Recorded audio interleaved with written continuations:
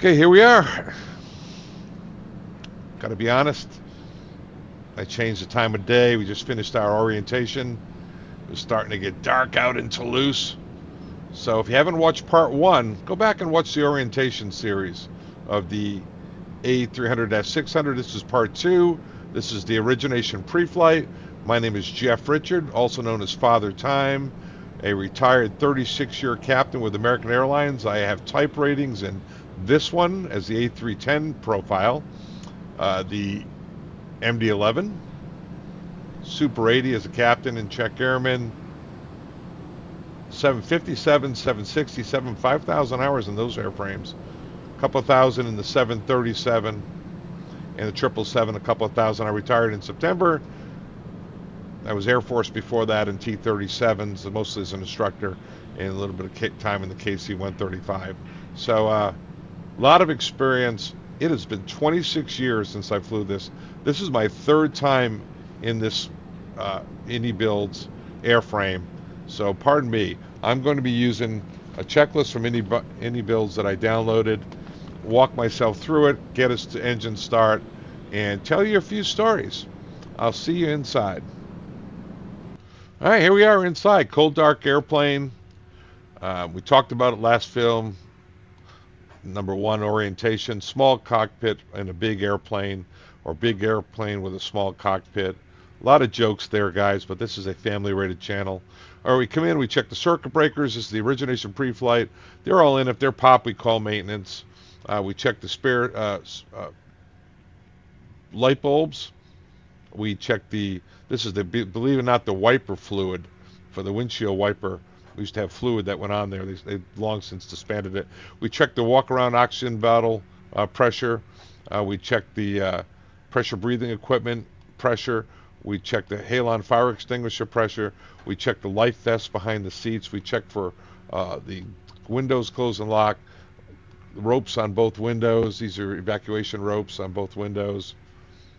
This little button right here, if it pops up, that means the window's open, by the way. We check coming down the center console. Check the parking breakers set. Thrust reversers down, throttles are idle, spoilers down, flap levers up. We go to the gear handle is down. Any of these things out of whack, we just call maintenance. Let me go to get a better look at the overhead here, because that view is not great. This is better. We also, believe it or not, we've got to check the wipers are off.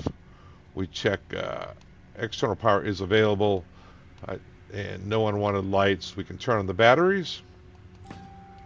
1, 2, 3. And then we can, got external power plugged in right there available. Turn that on. We're going to start the APU, so we start the inner tank pump number 2 to start the APU. But before we do, we're going to have to do the overhead, which it does not want to do. There it is. Got to check the fire.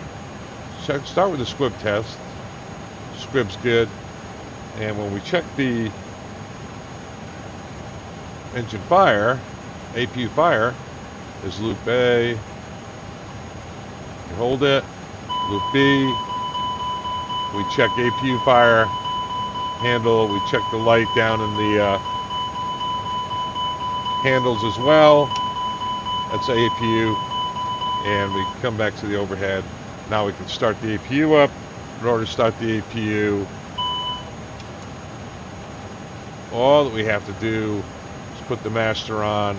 But by the way, we normally wouldn't start the APU until about 20 minutes prior, but we're going to get this thing up and running here. All right, so using the checklist, get the APU started. It doesn't seem to want to start. Usually it flashes as it goes. Cockpit prep. By the way, I'm not an expert, so this is I'm very rusty on this stuff. So I thought it'd be fun for you to see a captain who has not flown it for 26 years just watch a bunch of videos and then try to get this thing up and running. Cockpit preparations, we did that. Gear levers down, parking brakes on. We did all that. GPU, we did connected it. Batteries auto. External power is available. Got that on. Nav lights auto. We should have the nav lights on at this point only. So we'll turn those on. Captain flying number 1, or odd flights, whatever your airline uses. I'll use number 1 for captain flying. And the hydraulic panel, all we're doing on the hydraulic panel is making sure that there's no electric pumps on at this point. And the reason is we want to make sure also our flap slat handle matches the gauge, because if for some reason we turned on electric power, I'm going to cage this standby while I'm here, which is kind of out of sequence. It could hurt someone out there. We also, when we're in the cockpit, we check the logbook first naturally. We check there's a plastic triangle that most maintenance facilities use around the world, and if it's sitting there, you can't miss it. It means don't touch anything. Do not touch anything. So we get and we can now. It's time to turn on the IRSs, then initialize the IRSs. So up or overhead. Let's go to the overhead. Go back in here. Overhead. I'm going to turn on the 3 IRSs. So here's story time. You ready? See how these HF radios are right there? I think I told this on the orientation. Kind of a design flaw in my opinion. I know later Airbus has fixed it. You go, one of the techniques from the old guys was to turn off, couldn't get a cell call check, turn off the HF radios, turn one back on, and then try it, because that's how it worked on the 727s. I turned off the IRSs instead. We were degraded nav all the way up through the waters airspace. From San Juan to New York, I was not a very popular boy at that point. So align the IRSs. We're going to go KL, BO, up. We're going to go on our flight plan, which I'll show you what I'm doing. We are at Toulouse, right? So I'm going to do sim brief. You guys don't need to see this part. Dispatch, my flight plan, make it small, and we're just going to do LFBO, which is Toulouse, to LFPG, which is Charles de Gaulle. Never flew that. I flew into Charles de Gaulle a lot, but so LFBO, we're just going to initialize here to LFPG. We want to get this started before the alignment, 10-minute alignment time is up. Return and align the IRSs. It's really all I have to do for now to get it going. We can do more. Cost index is 70. Just reading the flight plan here. 70. Cruise flight level is flight level 280. Flight ID is Airbus ARB and 123, for lack of a better thing. And the alternate is LFOK. No idea what that is. LFOK. And return it. You could put in the troper bars off the flight plan. We'll use standard for now. Cruise wind 354.28. Now the real Airbus, of course, we had an automatic update, and we could update all the stuff when we showed up. It'll all be ready to go. Now we want to get the block fuel. On here is 27,743, 27.8. Put that in for now. And estimated zero fuel weight 249.8, 49.8. I did not do this last time, and it wouldn't have worked out very well. So let's go in, and the CG, I'm going to put this in now. It's going to be around 29. Okay? I'm not going to put the tax fuel in. If I wanted to, I could put in 1.2. I could tell it what the alternate fuel was, and I could, let's say it was 3.1. Oh, it's an LFOC, and I could even tell it what time I wanted. I say I wanted to land with 20,000 pounds. Let's say 10,000 pounds. Not using kilograms, using pounds. I can put that in there as well. But we're not going to do that. So now, while we get that loading, let's go to the electronic flight bag. Talk about that a bit. When you get in, you'll have this page. You can start with you can sign in the Navigraph. You'll have to scan in the first time with your cell phone, but LFBO, and you can put in airport.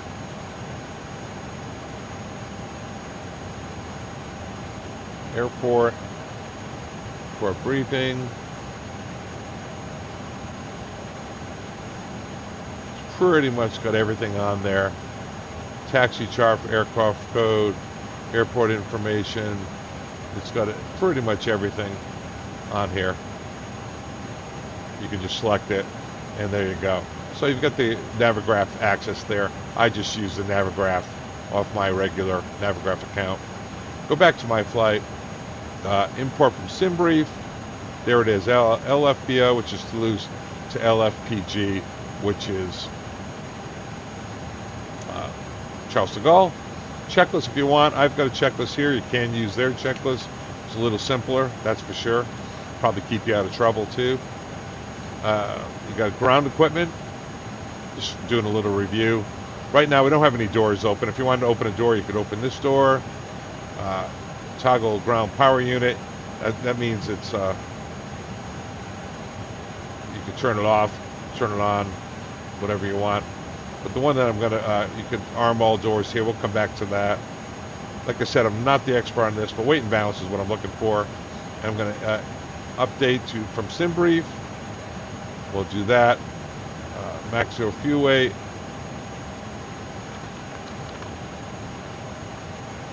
29.0. 9.0. And zero fuel weight. Eliminate that. 249.8. 249.8. Payload. I'm just reading it off the SimBrief flight plan, guys. And this is payload 52.5. 5.2.5. This is definitely not, I am not an expert on this stuff, but I think it's kind of cool to see that a guy with 3 little trips here and a bunch of videos can get themselves going here. 27 fuel, double check that, apply load to aircraft. All right, fueling the aircraft right now. It's got a long way to go. So you got to keep an eye on that. All right, let's go back. I'm going to do the whole pre-flight on the FMC first. You could go the overhead, do that, but I'm going to get this thing going here. So we did the initialization. We're going to go to flight plan, LFBO, SID. This is runway 32 right. Always select the runway first as a technique. The FISB, transition is FISTO, so you don't have anything there, insert it.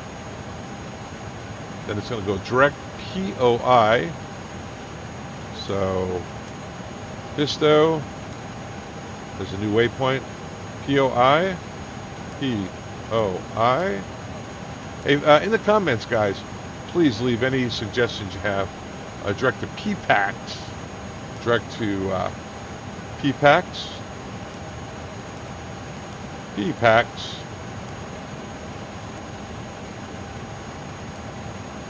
Upper Tango 182. Watch this. I love this stuff. Upper Tango 182. Beautiful. Kepler. Kepler. Oh, you don't type that in. Kepler. Beautiful. After Kepler, the 9 X-ray. Kepler star. Kepler 9 X-ray. ILS 9 left. Now we have to look at the transition off of Kepler. Let me go to my Navigraph and I'll be right back. All right, so if you take a look we're coming in on the Kepler 9 X-ray, right, which is what our file clearance was, over Bannox. Why is that important?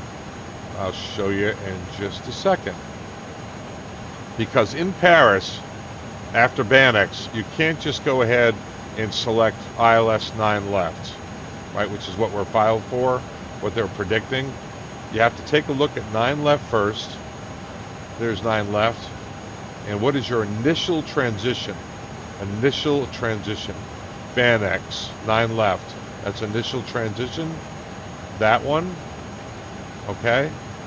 And it's the Bannox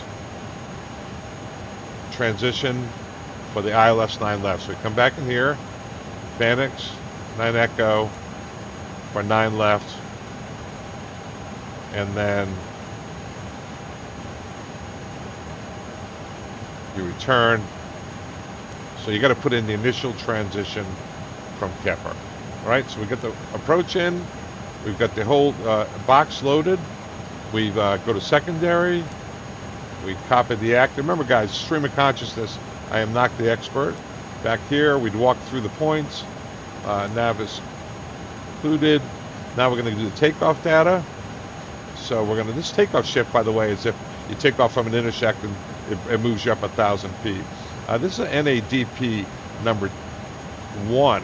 So we actually have to have a 1,500 foot field elevation. So you look at the airport elevation. So the airport elevation is 371. So you add 1,500, that's where the 19th actually 471. That's a 1,500 foot thrust reduction. That's fine, but engine acceleration has to be 1,500 above that, so a total of 3,000. So I'll put it at 3,500 feet. 35, if it lets me do it. 3,500. So the power is going to come. Thrust reduction at 1,500. Engine cleanup at 3,500. It was taken off in France. It's an NADP number 1. So now we're going to go back to the box. We're going to look at takeoff data. Thank you for bearing with me on this, guys. Performance. Sync. Okay, there it is. Calculate, anti-ice-on, oh, that's all good. Sync. And we've got a flex temp of 63, 53, 63, 63. Let me go in here. Flex temp of 63. Flex temp. Oh, you know why? We have yet to put the switches on. As the REUs are aligning. It should be aligned right about now. Yeah, beautiful. So we'll be able to do it.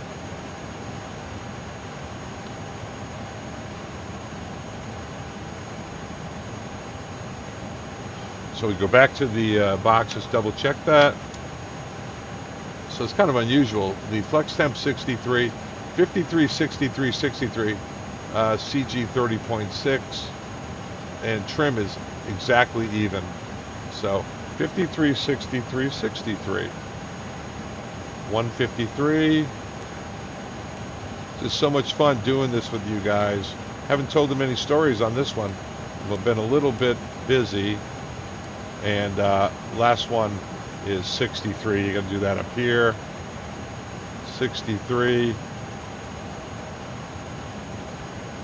Transition altitude is 5,000. You've got a altitude. Initial altitude is 7. Runway heading is 322.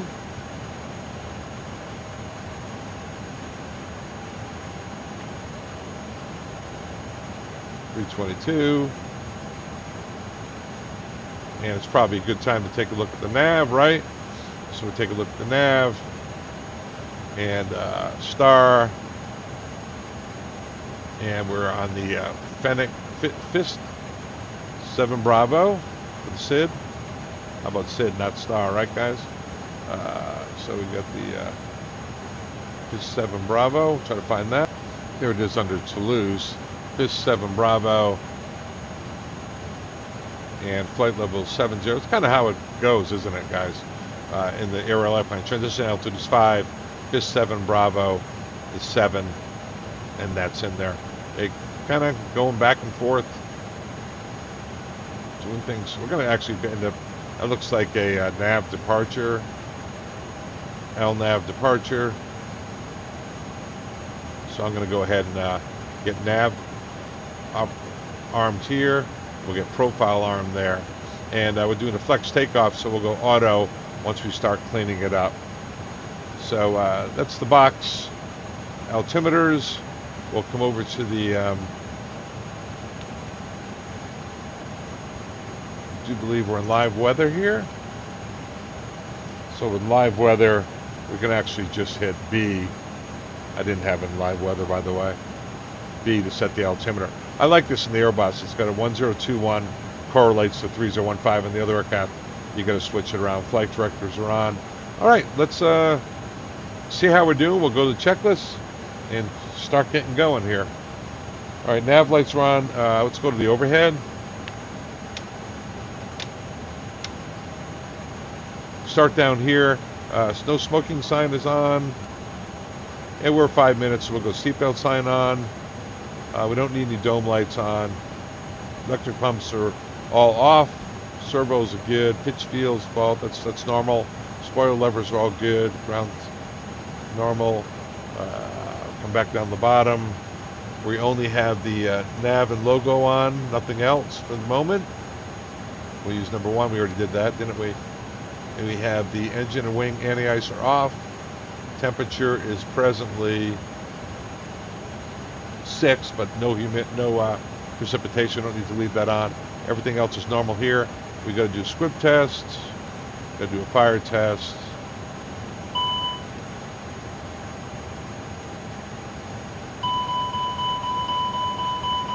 There's our messages. All right, that's all good.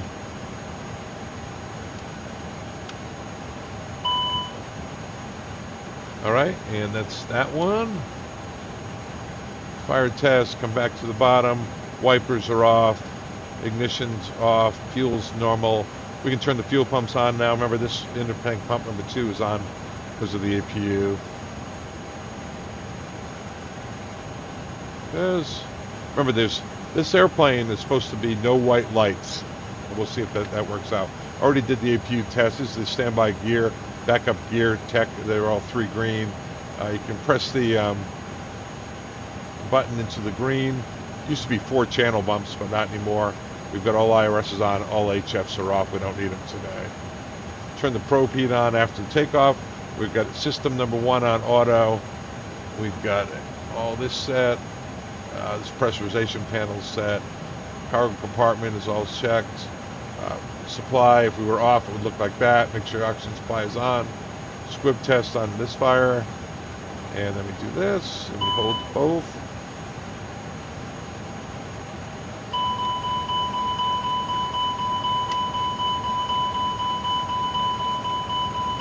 It's normal.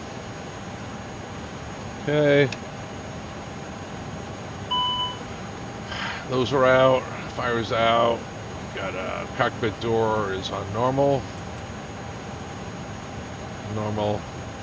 and over exhaust valve lights, no lights are on. We've got enunciators. You could test them. We're not going to do it here. Emergency lights are armed. Coming on up. Pack valve, APU air valve. We can turn that on, and make sure the pack valves are both on. Both packs are running. That's not as bad, right? Come back over here, coming across. Our bugs are all set. We back it up. Heading's good. Manual thrust altimeter is set. DH, we can set it for the return. Sometimes we set it for engine out altitude, but we'll set it for the return of 200. We walk through the flight plan. That's all good. Remember, guys, I'm new to the airplane, so the clock is normal. Altimeter's checked. Field elevation checks with that. 1, 2, and 3 times. You know, I'm not sure I did the standby altimeter. Need to do that one, right? It is 1021, 1021 set. That's all good. Now we're going to come down the middle. We've got flex temp set. Auto brakes, we're going to go to max. We're going to arm the spoilers. Flap slats will be 15, 15. Thrust reverse is down. Throttle's idle. Fuel levers are down. Fuel control switch is off. Parking brake is set. We're going to set the make-believe TARA as we're getting ready to go. We set up our frequencies here. We're going to go to status page. Normal. All the doors are closed. So let's go over to the IFB and start getting ready for pushback. See if we can figure this one out, right, guys? Come back in here. And we're going to go ground equipment. Close the door. Close the door. Close the door. Door. Get them all closed. Get rid of all these guys. And then when the doors are in transit and they're all closed,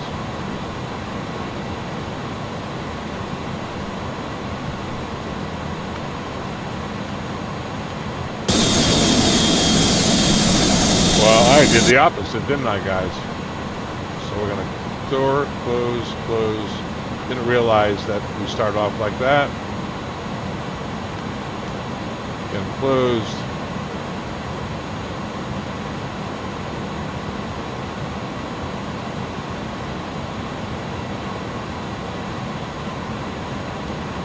Kind of a learning curve for me. I haven't even had time to tell you guys stories.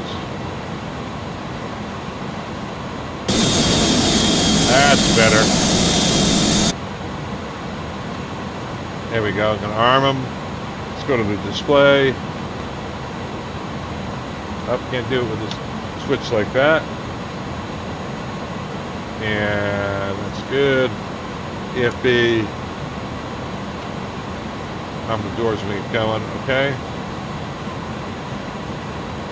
And now to the checklist. And back here, we've got the radio set. These panels are good. Coming back, the parking brake, of course, is set. Trim is all 0. Checklist. Altimeter set. Transponder set. Fueling is completed. Let's double check the fuel.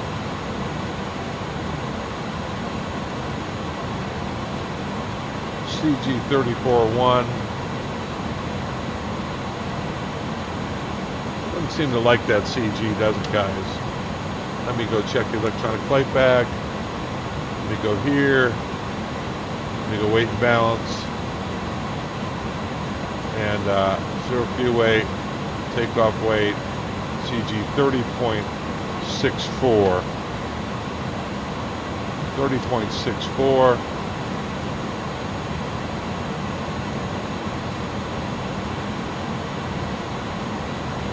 Doesn't like it. 30.7. Try that one.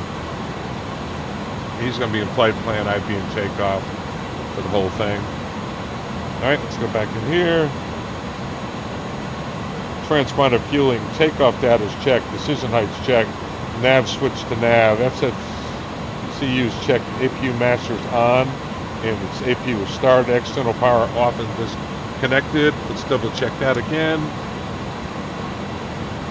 So services, ground equipment, it's all off. Okay, let's do this. And aircraft maintenance, let's do something here. Make sure everything is serviced properly, 100%. I'm gonna replace the tires. I can't do that one, so I have to remember to do that next time. But the tires all look good. Just playing around there. You're learning with me, right? Throttle calibration, don't need to do that. Okay, I think we're all set. How do we get rid of all the jet bridges? Let's do this. Let's go to GSX. Prepare for pushback. Go outside. And there everything goes. All right, story time. So I told a couple of stories about my time at Toulouse. Want to hear the story about the maiden flight for American Airlines? Cecil Ewell, who was my instructor, who ended up being the vice president of flight, took the maiden flight, tail number 051, I believe was the tail Hello, number. Captain. We are ready for pushback. And they flew they were going to go from New York to San Juan, and the maiden voyage and passengers on board. They had a fuel leak in the number one engine and diverted to Bermuda. On the way, they had briefed the passengers, 271 passengers, for ditching in the ocean, getting their vests on, getting them ready for ditching. Departure check completed. On the maiden flight. Resulted. The only thing that saved them was Eastern Airlines. They were broadcasting Mayday, Mayday, talking about ditching. And Eastern Airlines, who flew A300s, not A300-600, say, hey, we had this problem once. It was the low pressure fuel valve. You need to pull the fire handle. So they had shut down the engine with the fuel leak. They had looked out the window, seen the fuel leak coming out of the number one engine. They pulled the fire handle and stopped the leak, and they were able to divert into Bermuda on the maiden voyage of the Airbus. This airplane had a lot of problems with the turbulence early on, and the reason was big stiff wing out there. We'll talk about that. Big stiff wing, and more importantly, the tail tank, trim tank, was not operative on the fuel system. And so the aircraft, this fuel system,